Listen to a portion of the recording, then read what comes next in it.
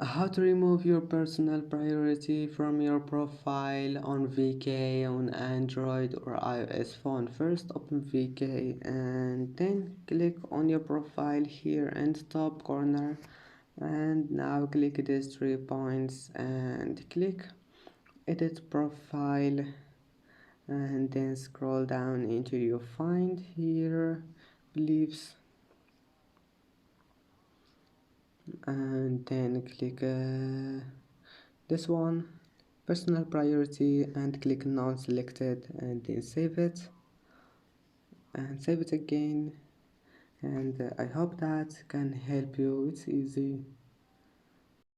And that's it for today's video. If you like this video, please don't forget to like and don't forget to subscribe, and thank you for watching this video until the end, and see you in the next video.